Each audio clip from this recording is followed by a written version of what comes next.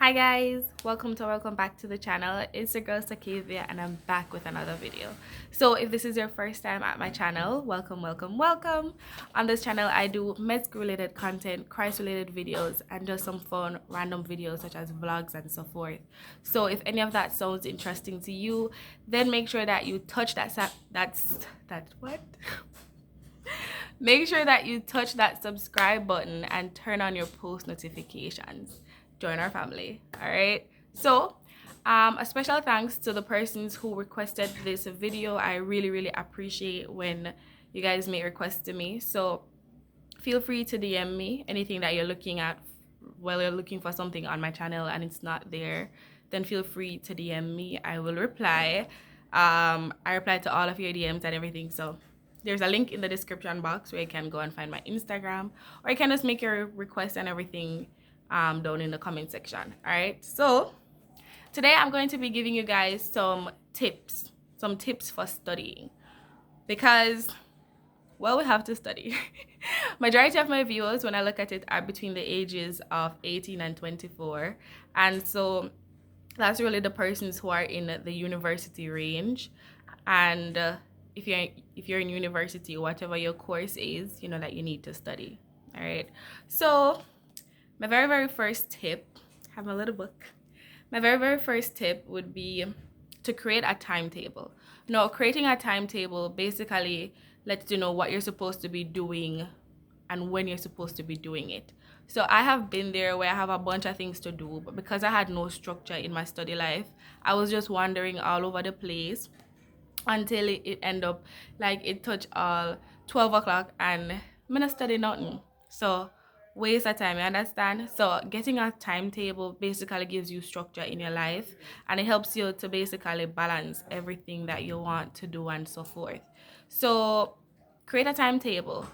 First you need to know how many hours a day do you want to study, and you can also split it between doing a morning session and an evening session, and just balance it. If you realize that a specific section of your timetable isn't working out, guess what? It's okay to change it. It's okay to switch it up, to just make it flexible. And you also want to ensure that you're giving the subjects the correct amount of time. So you cannot study your favorite subject every single day and neglect everybody else, because if you neglect them, then you're probably going to fail, or you're not going to get as good a grade as you could have gotten.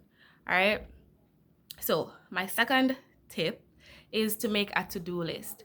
So with having a timetable, you know what you're supposed to be doing. You can print it out and put it in your room, or you can just draw it up and put it up there. And with making a to-do list, it basically gives you a sense of accomplishment. So I would say make the to-do list the night before or the very morning of the day. So on my to-do list, I have to create a video for you guys today. And so when I'm finished with this, I'll tick it off, you know? So just create a to-do list that helps to also keep you organized. And also when you're checking off things, your brain is like, oh yeah, we're doing this, you know? So another tip with making a to-do list is to basically make it a realistic one. Don't put 20 things that you need to do that are humanly impossible for you to do. Make a realistic one, because if you make one that's out of your reach, when you don't like finish the task, then you're going to be feeling like you didn't do anything for the day, like a failure and all that negative stuff. And we're not trying to get any negativity, all right, only positivity. So make things that you can complete, and you can also put by when you should complete them, and then try to meet the date, like the time, not the date, the time. There are apps that you can use, or if you're old soul like me, then you can just write it on a piece of paper and just tick off or cross off. I just did those invertedly. I said tick off or cross off, but turn it around, you know? So do that. And yeah, the third thing that I'd say to you guys is to pre-read or to pre-watch before each class. All right. So with how the mind works is that whenever like the more you feed it something, the more it's going to retain. So the night before, on my timetable, I have like an hour or an hour and a half that I'm supposed to pre-read or pre-watch, because I'm a visual learner. And if I see a bunch of words on something, yeah, and I might think that. But I just say get an idea of what it is that the topic is about. Don't go in there blank. Don't go in there with a blank mind. You have certain things, and so when you see like some weird words or something, when a teacher says it, it's not as difficult to understand. So definitely pre-read or pre-watch the night before. You can just find some videos on YouTube, or just skim through something. It's nothing serious. Post reading, well, it is serious, but you're not going to do a lot of work for it. It's just something that you're doing to make the class easier and also post reading easier, you know? So definitely pre-read or pre-watch. The fourth thing that I have here is to look at the objectives of each lecture and also make notes of anything the lecturer places emphasis on. So I think, well, for my lectures at least, at the start of every lecture, we have the main objectives. The objectives, basically, they tell you the main point. So the main things that your lecturer wants to get across to you, or your teacher wants to get across to you if you're in high school and watching the video. Hi. So it gives you a main thing, right? And in studying, you know that I need to check this off. These are some main points that I need to drill into my mind. And so I just suggest that you look at them. And also, if a teacher says, oh, this could be a question, this is a pretty good question, just write down MCQ beside it and write the question and the answer. And then when you're reviewing, you see that. And if it happens to come back, you get a point. All right, so the fifth thing that I'd say to you guys is to work questions. So with working questions now, it's called active recall, which is actually one of the best ways to study. I mean, I watch a lot of videos on study tips and so forth, and everyone actually said that you should practice questions, because in practicing questions, you're forcing your brain to basically retrieve the information. So you're not just filling up your brain, but you're also training it to retrieve that information. And then when you actually get the exam or the quiz or whatever, it's going to be easier for you to retrieve the information. And it's also a good way to find out, oh, do I actually know this? What do I need to go over and so forth? So definitely don't do questions. You can find a bunch of questions online. I'm pretty sure, because just the other day I did a topic in class and I just typed in the topic and put quiz in the Google tab, and when I look, I found something. I'm pretty sure that you guys are hearing a background noise. Again, they're doing some things on the house and I apologize for that. All right, so just practice questions, and it also gives you a good feel of where you are, what you need to go over, and so forth.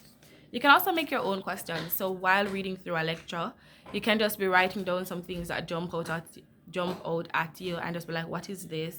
Name the structures of this. Like, make your questions, and then at the end of it, you basically answer the questions, and you can basically see, oh, I need to read this over. It's a longer process, but it's a healthier and a more efficient process. All right, now the sixth thing that I'd say to you guys is to create a study group. I know that everybody is just like want to be this savage and this lone soldier and whatever, but creating a study group is a good way to basically have persons who can keep you on your toes. You guys can still meet. I mean, obviously not face to face, but you have platforms, because technology is so beautiful. You have platforms that you guys can meet on Zoom, on Skype. You guys can share screen. You guys can go through certain questions. You guys can go through what was done in the week. You can also create, your WhatsApp group with the persons who are in your class, like a mini group, and then you guys can like share resources and so forth. And I see nothing wrong with a study group. Now, with your study group, you need to ensure that the persons are persons who have the same goals as you. Don't just pick your friends and then your friend is a time waster. No, pick persons who are efficient, persons who will push you, persons who will send some form of encouragement. Because also in a study group, you don't want to be with persons who are always negative and be like, oh gosh, we're going to fail, we're going this, we're going that. Like, no. Class already has stressed me out. I don't need you to come stress me out too. I need you to give me some inspiration. I'll be like, no man, we're gonna make it. God, I gonna come true for we. Like stuff like that. So pick your study group wisely. All right, and just create a time where you guys can meet and discuss things. Create a group that you feel comfortable with saying, oh, I didn't quite understand this. Did you understand it? And then that person can give you some form of information and say, oh, this is how me understand it, or like an easier way, because peers can teach peers. All right, so that was number 6. All right, number 7 is to not mix studying and relaxation. So what I mean by this is, when you're studying, it should be only studying. You guys over there studying, right? You're there from 6 o'clock. When you look at 9 o'clock, you end up on the same lecture, and then you realize it's because you did up on Instagram the whole time when you did supposed to study. And like, bro, you never did a study. You didn't waste time. You didn't just have the book in front of you. Probably just say, oh my god, I'm stressed out, I'm studying and blah blah blah. But you were there wasting time. Like, you read a sentence and you went on Instagram for like 10 minutes. Like, no. So in studying, I'd say to get rid of all of your devices. Try the Pomodoro technique, which is basically where you study for like 25 minutes, 20, 30 minutes, 40, whatever the time is, depending on your personal attention span, and then you take a break for like 10 minutes or so forth. Please, with the Pomodoro technique, if you're going to try it out, do not study for 20 minutes and take a break for 30 minutes. The plan, the aim of it is that you study more. So don't mix it. All right, when you're relaxing, you relax, and when you're studying, you study. All right. Number 8 is to create rewards or incentives at the end of each study session. So this will basically give you something that you're looking forward to. For me, it's like, okay, after I finish going through all of these lectures, I'm going to watch some nice YouTube videos. I'm going to eat chocolate or something nice and, interesting. Something that will keep me pushing to be like, okay, that's my goal at the end. I don't want to study right now, but when I finish this, I'm going to get that. So I'd also just say to you guys is to, I lost my train of thought. Oh well, all right. Oh yes, do not reward yourself if you did not complete your goals. You cannot reward yourself for something that you didn't do. Stick to it. Be disciplined with yourself. All right. And so that's it. That's it for the tips. If you guys want any other videos like this and so forth, then you just have to let me know. I hope that the video was helpful. I hope that the background noise wasn't too annoying. I apologize again. And yeah, so thank you guys for being here with me this week. If you like the video, then be sure to give it a thumbs up and subscribe to my channel if you haven't already. Also, remember that you're beautiful, you are strong, and that you're who God says you are. And I'll see you guys next time. Bye guys.